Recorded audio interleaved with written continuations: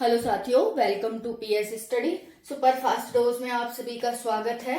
10 minute में 10 खबरें हम इस वीडियो में पढ़ने वाले हैं। खबर फटाफट।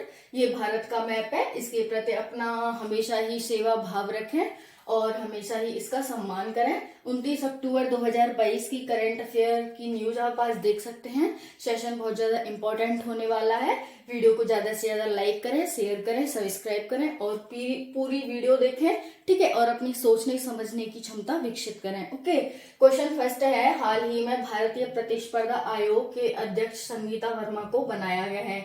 तो भारतीय प्रतिस्पर्धा आयोग यानी कि कंपटीशन कमीशन ऑफ इंडिया, इसके अध्यक्ष संगीता वर्मा को बनाया गया है। इसे इंग्लिश में हम सीसीआई यानी कि कंपटीशन कमीशन ऑफ इंडिया भी कहते हैं। इसकी स्थापना सीसीआई एक्ट 2002 के माध्यम से 14 अक्टूबर 2003 को हुई थी। इसका हेडक्वार्टर नई दिल्ली में है। जो ये कंपटीशन कमीशन ऑफ इंडिया है, इसमें 6+1 मेंबर की बॉडी होती है, यानी कि 6 मेंबर होते हैं और एक चेयरमैन होते हैं इसके। ओके, तो यहाँ पर आप देख सकते हैं। क्वेश्चन सेकंड है, हाल ही में भारत निर्यातक मामले में चीन को पीछे छोड़ते हुए तीसरे स्थान पर पहुंच गया है।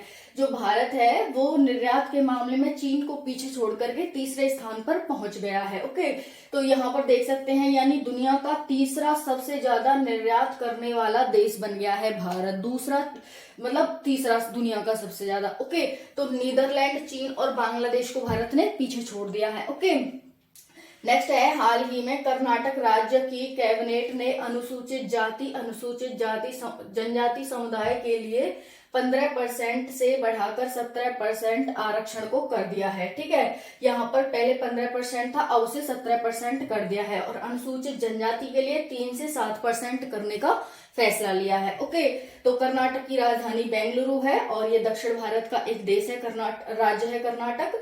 नेक्स्ट है, विश्व श्रव्य दृश्य विरासत दिवस 27 अक्टूबर को मनाया जाता है। जो विश्व श्रव्य यानी कि सुनना, दृश्य मतलब देखना, विरासत दिवस 27 अक्टूबर को मनाया जाता है।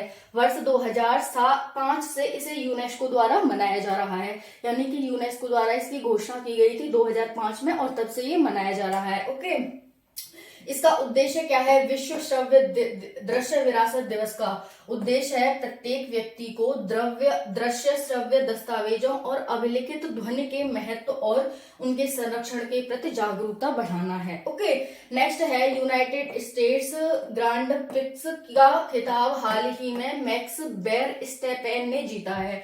तो यूनाइटेड स्टेट्स ग्रांड प्रिक्स का खिताब हाल ही में मैक्स वेरस्टैपेन ने जीता है और ये इन्होंने 13वीं बार जीता है। ओके, तो ये किसके ड्राइवर हैं? मैक्स वेरस्टैपेन रेड बुल के ड्राइवर हैं। ठीक है, जो रेड बुल एक ड्रिंक है उसके ये ड्राइवर है। ओके, नेक्स्ट है, नोट छापने के कारखाने कहाँ कहाँ स्थित है भारत में? तो नोट छापने के जहां पर नोट की छपाई होती है, ठीक है, तो ये नोएडा में है, कोलकाता में है, देवास में है, सालमनी में है और ये हैदराबाद, मैसूर, मुंबई में स्थित हैं। नोएडा, कोलकाता, देवास, सालमनी, हैदराबाद, मैसूर, मुंबई में स्थित हैं। यहाँ पर 1 रुपए के नोट को किसके द्वारा जारी किया जाता है? तो ये वित्त सचिव यानी कि वित्त मंत्रालय के द्वारा जारी किया जाता है और 1 रुपए से अधिक के जितने भी नोट होते हैं उनको आरबीआई द्वारा जारी किया जाता है, reserve bank of India. Okay, इसकी स्थापना आरबीआई एक्ट 1934 के माध्यम से 1935 को हुई थी। ठीक है, आरबीआई की स्थापना। अब नेक्स्ट यहाँ पर देख सकते हैं, क्या अब भारत विश्व पर राज करेगा?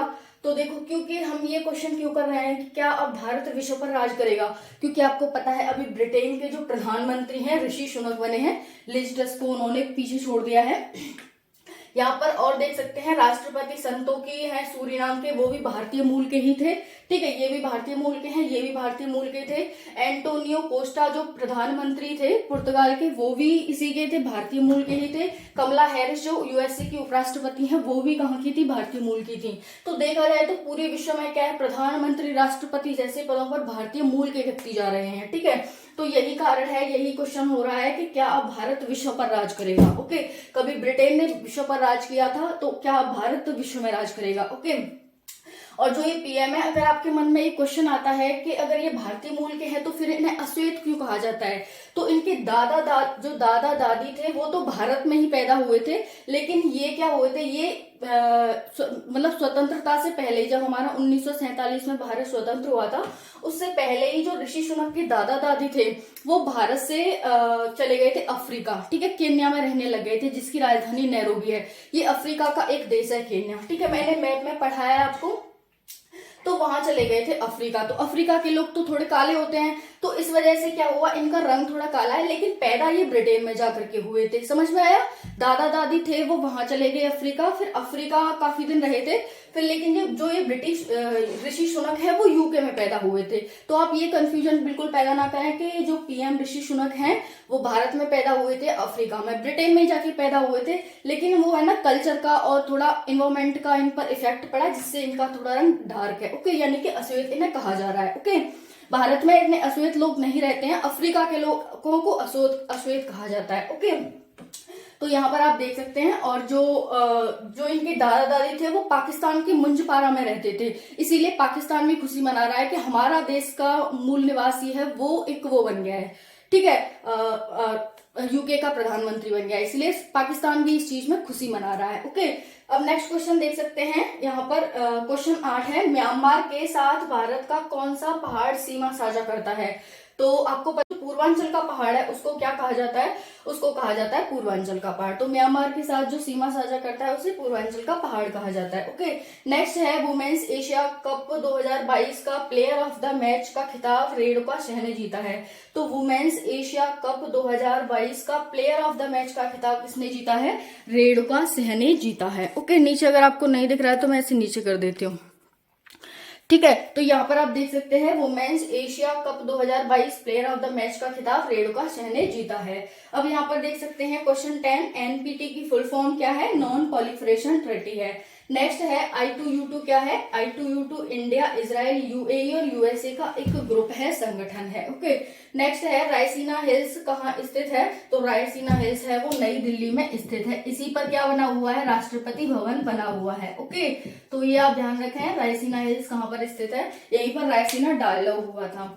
नेक्स्ट है, सबसे ज्यादा तेल के भंडार कहाँ है? तो सबसे ज्यादा तेल के भंडार वेनेजुएला में पाए जाते हैं। वेनेजुएला एक साउथ अमेरिका का एक देश है। नेक्स्ट है, 2047 तक भारत विकसित देश होगा। अभी क्या है? भारत विकासशील देश है, और 2047 तक भारत विकसित देश हो जाएगा। विकसित देश कब होता है? जब उस देश की जीडीपी ग्रोथ करने लगती है, और वहां के जो लोग हैं उनकी परचेजिंग पावर पैरिटी और उनकी जो प्रति आय है, ठीक है, यानी कि पर कैपिटा इनकम है वो बढ़ने लगती है, तब कोई भी देश विकसित देश में काउंट किया जाता है। ओके, जैसे ब्रिटेन हो गया, यूरोप के तो सारे देश ही विकसित हैं, ठीक है। जैसे चीन है, चीन अपने देश को मानने को ही नहीं है, वो मानता ही नहीं है कि मैं विकसित हूँ, क्योंकि विकसित होने पर उसके जो बहुत सारे राइट्स मिले हुए हैं वो हट जाते हैं।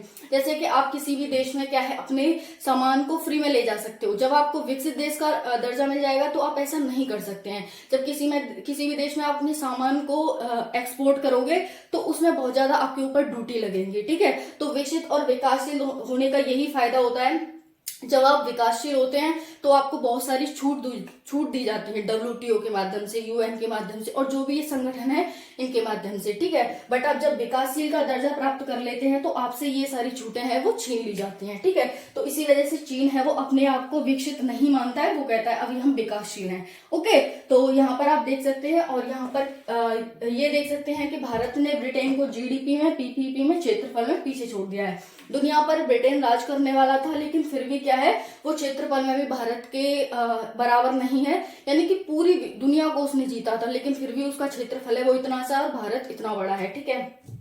PPP में भी कहीं एग्जिस्ट नहीं करता है, भारत के सामने ब्रिटेन है, और GDP में भी 6th स्थान पर है, जबकि भारत 5th स्थान पर है। ओके, तो ये आज की न्यूज थी। आप सभी को कैसी लगी कमेंट सेक्शन में जरूर बताना। वीडियो को ज्यादा से ज्यादा लाइक करना, शेयर करना, सब्सक्राइब करना। जय हिंद, जय भारत, वंदे मातरम।